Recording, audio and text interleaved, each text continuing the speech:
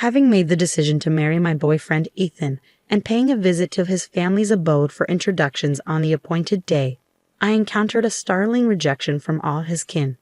Their chilling words echoed, "Never reach out to us again. Your voice is unwelcome." It seemed their upbringing, steeped in adulation for their physical charms, had fostered an environment of harshness and envy towards those who possessed what they lacked. Regrettably, I found myself the unwitting target of their jealousy, with even my father-in-law and brother-in-law silently aligning with their rejection. Yet, several months passed, I had the sweet satisfaction of orchestrating a masterful revenge upon these four. My name is Amy, age 27, now basking in serene and joyful days encircled by love from my husband, our cherubic child, and my own parents. The genesis of this newfound contentment traces back 3 years, when I was just 24.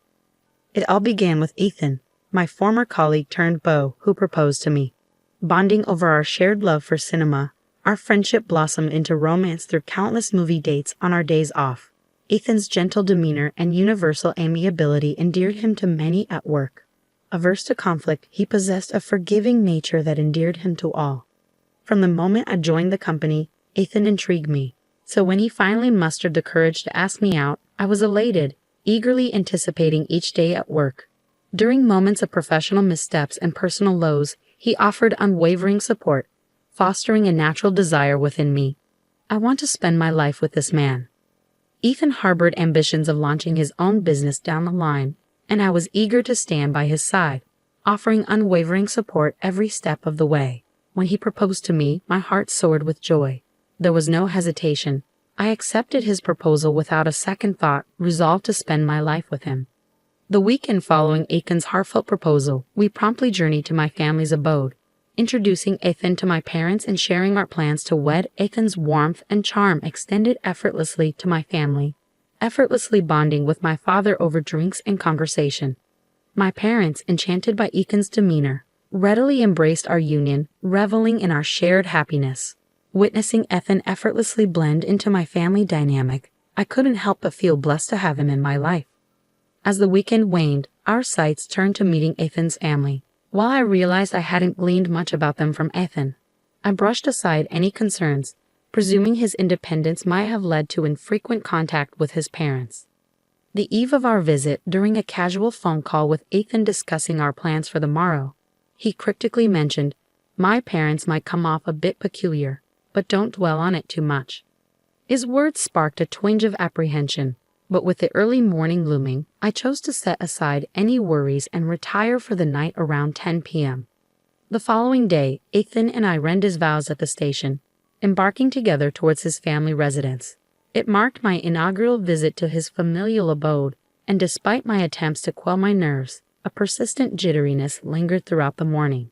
Walking alongside Ethan, his words seemed to blur amidst the frantic thudding of my heart.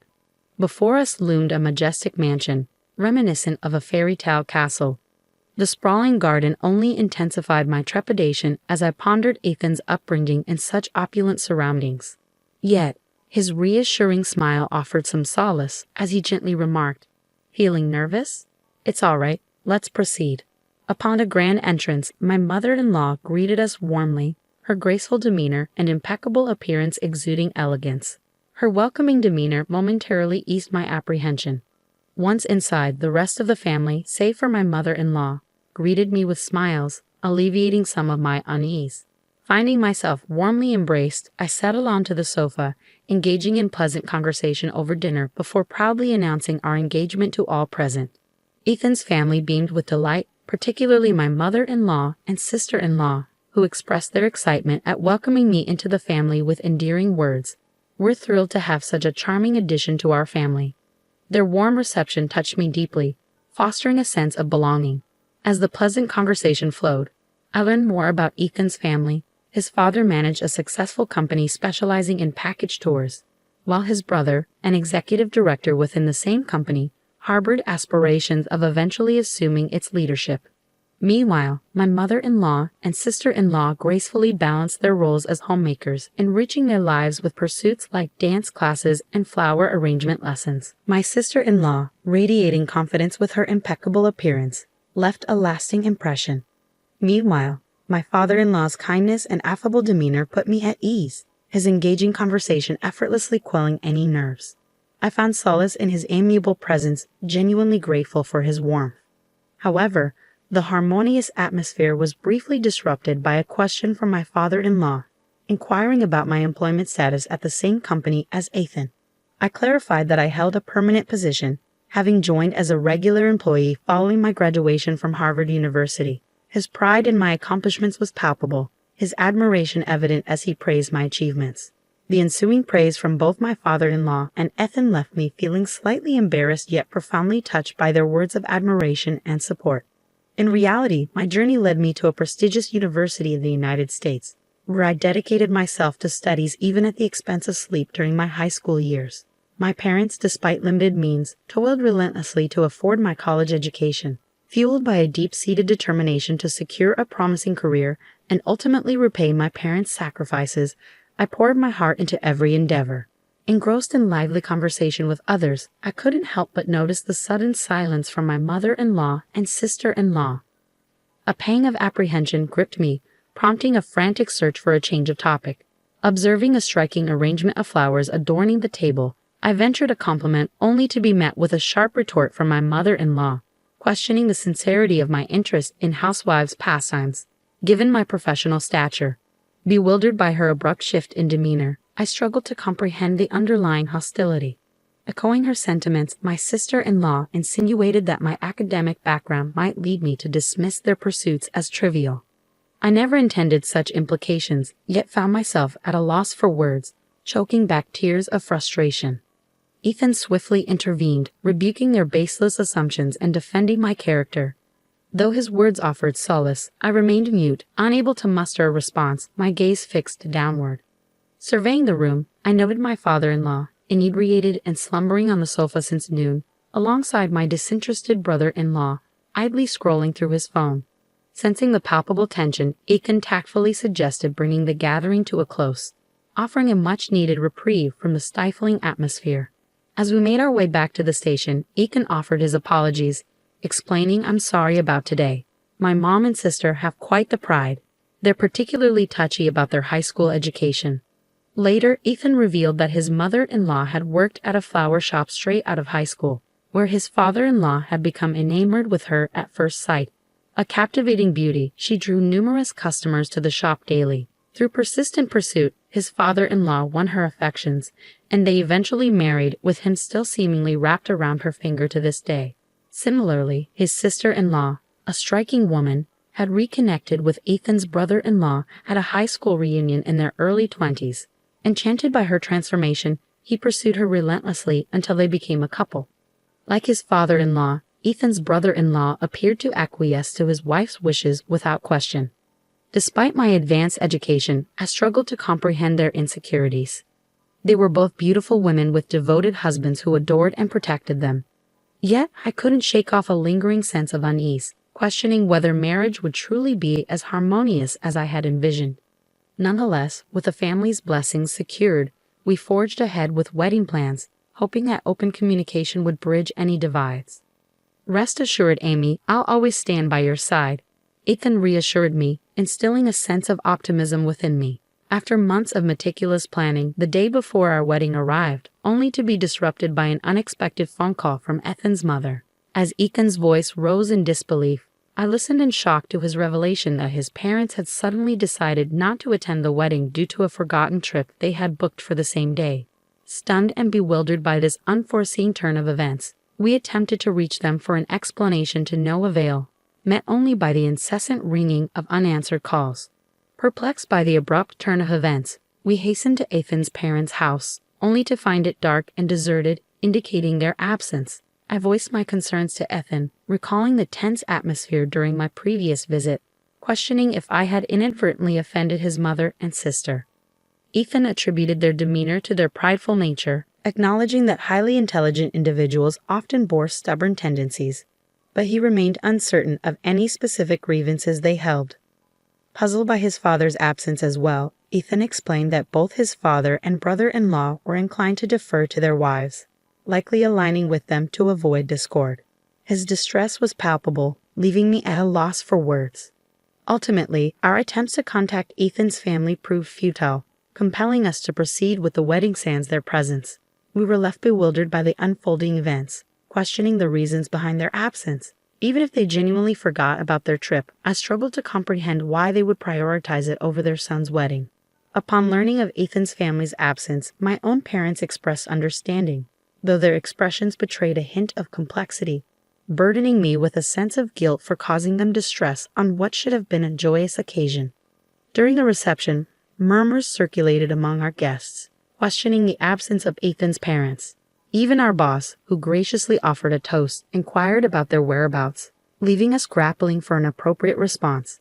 Faced with the dilemma of revealing the truth, we opted to deflect inquiries by attributing their absence to illness. What was meant to be a day of celebration turned into one fraught with mental exhaustion. Days later, when Ethan and I visited his parents to relay the events of the ceremony, his mother's nonchalant demeanor and lack of remorse stung deeply. Suppressing my sadness to maintain familial harmony, I responded with a strained smile, concealing the hurt that lingered within. Ethan's voice cut through the tension like a knife, his words echoing with a mixture of disbelief and frustration. Canceling the day before the wedding, with all our relatives absent, is that even acceptable? If you had no intention of attending, you shouldn't have accepted the invitation in the first place. His sister-in-law's response only added fuel to the fire.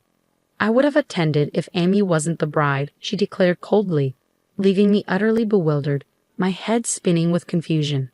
Before I could make sense of her words, Ethan's mother-in-law launched her own accusation, attempting to deflect blame onto me. Don't lay all the blame on us. I wanted to witness my son's special day, but Amy ruined it. I'm a victim here too. I demand an apology. Ethan, sensing my shock, rallied to my defense. How can you blame Amy? She's done nothing wrong, he retorted, his voice tinged with incredulity. But the silence of Ethan's father-in-law, until now, was ominous. When he finally spoke, it was with a venomous intensity that sent shivers down my spine. Enough is enough. How dare you barge in here on our day off to complain? Is that all you came for? Get out. His words were like a slap in the face, and before we could even process what was happening, we found ourselves forcibly ejected from their home. As I hastily slipped on my shoes at the entrance, my mind reeled with shock and disbelief, struggling to comprehend the sudden turn of events. A sharp sting on the sole of my foot jolted me into a panic.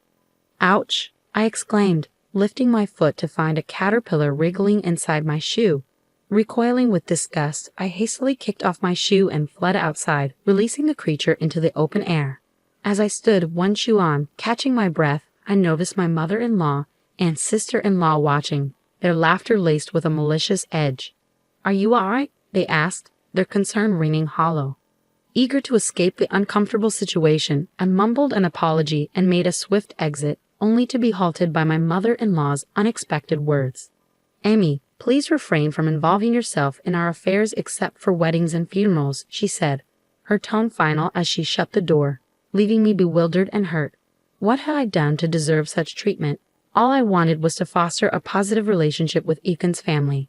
On the journey home, Ethan showered me with apologies, assuring me that I needn't endure any further interactions with his family. Despite his efforts to console me, I couldn't shake the feeling of guilt and confusion.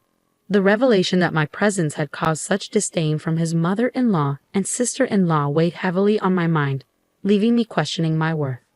The next day brought a new wave of distress as my entire body erupted in intense itching. Rushing to the mirror, I was greeted with the sight of fiery red swelling covering my skin. A visit to the dermatologist revealed that the cause was caterpillar stings from the previous day.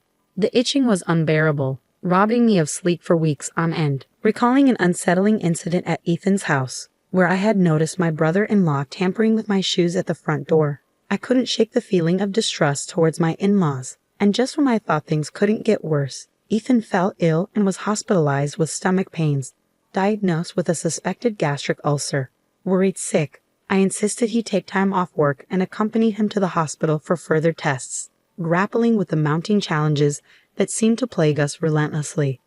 I hesitated, recalling the blunt instruction to only reach out in the event of a wedding or funeral. Yet, I couldn't bring myself to keep Ethan's hospitalization a secret from his parents. Gathering my courage, I dialed their number, my hand trembling as the phone rang, nerves twisting my stomach into knots. The mere sound of my mother-in-law's voice filled me with a profound sense of dislike, a testament to the strained relationship that had developed between us. "Hello," she answered. "It's Amy. I apologize for not keeping in touch. There's something I need to tell you," I began tentatively. "Ethan has been hospitalized. They suspect it might be a gastric ulcer, so he's undergoing tests," I explained, hoping for a shred of concern or empathy. "A gastric ulcer, huh? Probably from overworking," she dismissed callously. "Please spare me from such trivial matters.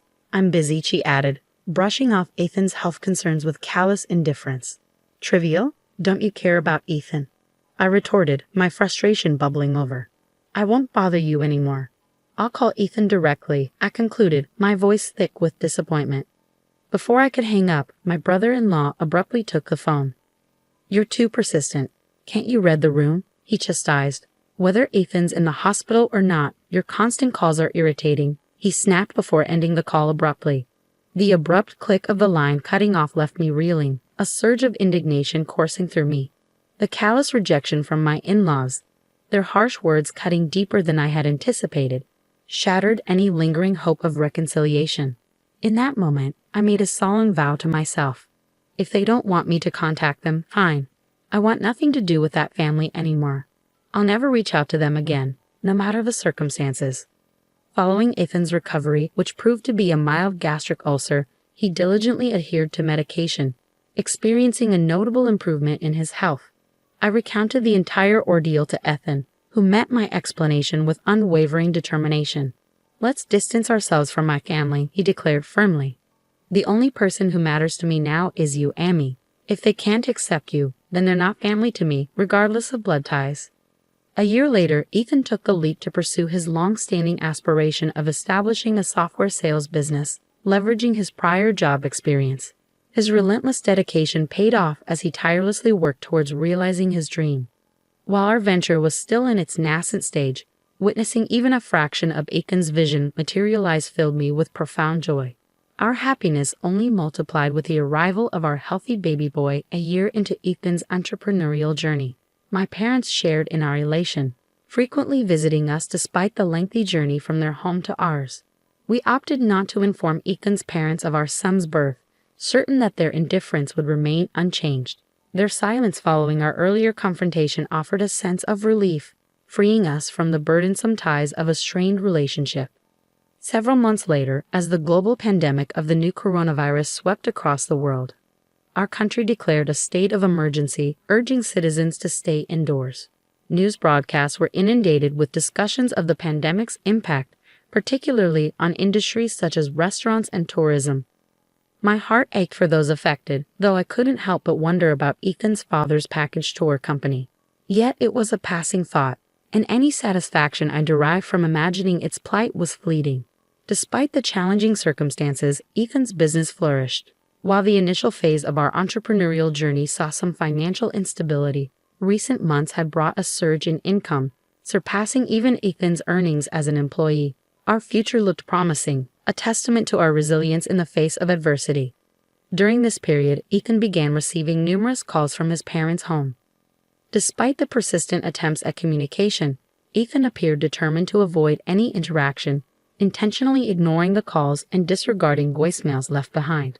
I often reassured him, "You don't need to worry about me. It's all right to reach out to them." While I held a deep-seated disdain for his family, I couldn't shake the guilt of causing Ethan to sever ties with his own parents.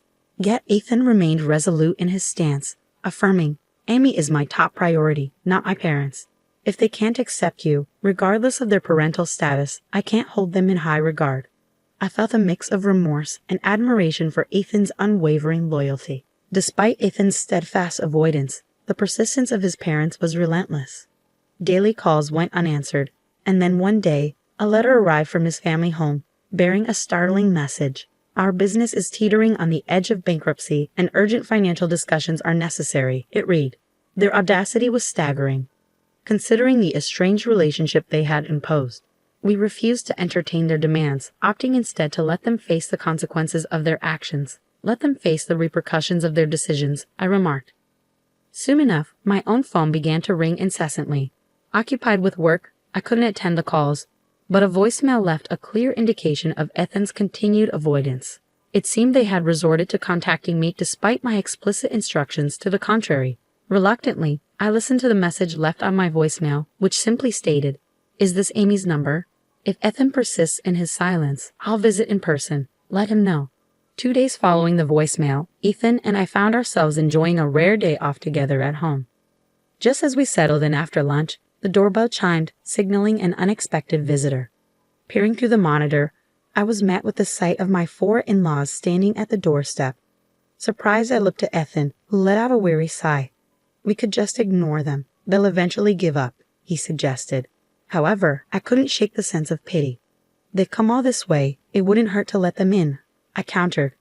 After a brief moment of contemplation, Ethan relented, unlocking the door to face whatever awaited us on the other side. Pitiful. Never would I entertain such thoughts about our cunning in-laws. I resolved silently, deliberately withholding the voicemail's revelation from Ethan. Everything was orchestrated to draw them into our home. My faint surprise at their arrival was a well-rehearsed act. I knew their persistence would eventually lead them to our doorstep. There was a method to my apparent madness. The true retaliation had yet to unfold, and it was time for a showdown. As the entire in-law clan stood at our front door, marching in without restraint upon entry, I couldn't help but express my exasperation. "Is it really that difficult to just open a door? It's simply uncouth," I remarked with thinly veiled frustration. Observing our son engrossed in play with his toys on the floor, Ethan's mother couldn't resist a remark. "Whose child is this?" she inquired. "He's our son," I replied matter-of-factly. "Ah, I recall now. Since you insisted we cease contact, I saw no need to inform you of his arrival." "Clearly, your interest is lacking," she retorted dismissively. Her contemptuous gaze met mine, and she muttered disparagingly under her breath. I found myself relishing the moment and turned to address Ethan's father. "What brings you here today?" A courtesy call would have been appreciated, I stated, my tone tinged with sarcasm. Ethan's father bristled at my remark. "Didn't you receive the letter?" he retorted sharply. "You mean the one that arrived 2 days ago?" I countered, noting the frustration in his tone. "If you had bothered to read it, you'd know we required urgent communication," he snapped back, his anger palpable. Swiftly, I retorted, "You made it clear you wanted nothing to do with us anymore, so I assumed contacting you was unnecessary." Suppressing a grin as I faced the stern quartet, I noticed Ethan, my husband, remaining silent, allowing me to speak my mind freely. It was characteristic of him to gauge the situation adeptly. It seemed unfathomable that he was raised by parents lacking such basic sensibilities. Abruptly, my father-in-law's demeanor shifted, transitioning to a pleading tone. "Please apologize for the past. The ongoing COVID situation has devastated our travel business. With cancellations piling up and no new bookings in sight, we're facing ruin. Can't you assist me with some financial aid?" In response, I maintained, "While I empathize with your predicament, I cannot readily aid someone who previously disavowed any connection with me. However, genuine displays of sincerity might sway my decision." Outraged, my father-in-law attempted intimidation, his expression contorted in fury. Unfazed, I resolved to handle the situation on my terms. "You're free to leave if you don't agree," I declared calmly. As my father-in-law persisted in pleading, beseeching me for assistance, I remained resolute. Eventually, he implored the others to apologize, leading to a collective plea from the entire group. In response, I politely declined their appeals, maintaining my composure. Enraged, my father-in-law slammed his hand on the table, his anger palpable as he grabbed my collar, accusing me of arrogance amid his attempts at reconciliation. Taken aback by his sudden aggression, I was about to intervene when Ethan stepped in, asserting, "Dad, don't lay a hand on Amy." My father-in-law retorted, "You're choosing your wife over your parents' plea." Ethan remained firm, stating, "Amy is my priority. I can't condone mistreatment towards her, even from my own parents. I won't accept superficial apologies just for money. If you can't sincerely apologize to Amy, then leave." Enraged by Ethan's stance, my father-in-law lashed out, landing a punch squarely on Ethan's face. Shocked and struggling to comprehend the violence unfolding, I attempted to reason with my father-in-law. But he was beyond reason, relentlessly kicking Ethan as he lay on the ground. Desperate to intervene, I tried to restrain my father-in-law, but he shrugged me off, causing me to collide with the table, resulting in a painful impact to my head. As I touched the back of my head, I felt the warmth of blood trickling down my fingers. The other 3 family members, frozen in shock, watched as my father-in-law continued his rampage, demanding money and ransacking the room. In a moment of desperation, I opened the balcony window and cried out for help to the passers-by below, screaming that I was in danger. Within minutes, the police arrived. Upon their arrival, my father-in-law swiftly changed his demeanor, feigning innocence and dismissing the chaos as a misunderstanding. He attempted to paint me as intoxicated and delusional, trying to downplay his violent outbursts with a disarming smile. I recounted to the officer, "Please apprehend this man. He assaulted both my husband and me, and he's been ransacking our home, demanding money." In response, my father-in-law vehemently denied the accusations and, with a burst of anger, punched a hole in the wall. Without hesitation, the officers arrested him on the spot. Subsequently, the other 3 family members were also taken in for questioning. It became apparent that my father-in-law would spend some time in jail. Thankfully, Ethan only sustained a minor injury, a cut and bruise on his cheek that healed quickly. However, the wound on the back of my head required 10 stitches, turning out to be more serious than initially thought. While I feel a pang of guilt for Ethan's injury, a sense of relief washes over me knowing that my in-laws have ceased their demands for money, possibly reflecting on their actions. As I later discovered, my father-in-law initially spoke highly of me, but my mother-in-law and sister-in-law's jealousy led them to manipulate him and my brother-in-law into treating me poorly. It's astounding how envy can alter one's behavior so drastically, leading to unforeseen consequences. It serves as a sobering reminder of the unpredictable nature of human emotions and the potential repercussions that follow. As anticipated, my in-laws faced financial ruin. Their business collapsed, and their home was repossessed. Now they reside in a modest apartment, both nearing their 70s and struggling to secure employment. My brother-in-law, once privileged by his father's position, now languishes in a cycle of gambling at the casino, nearing 50 with no marketable skills. Meanwhile, my sister-in-law's attempts at job hunting are thwarted by her demanding demeanor, leaving her confined to their home. Following that turbulent incident, my father retired, prompting a decision for my parents and us to cohabit. Surprisingly, it was Ethan who proposed this arrangement out of concern for my parents' well-being in their twilight years. With my return to work, my parents graciously care for our son during the day, providing me with a sense of security in juggling childcare and my career. Surrounded by my beloved husband, caring parents, and our cherished son, life couldn't be more fulfilling. I am determined never to take this happiness for granted and to always remain grateful for the blessings bestowed upon us.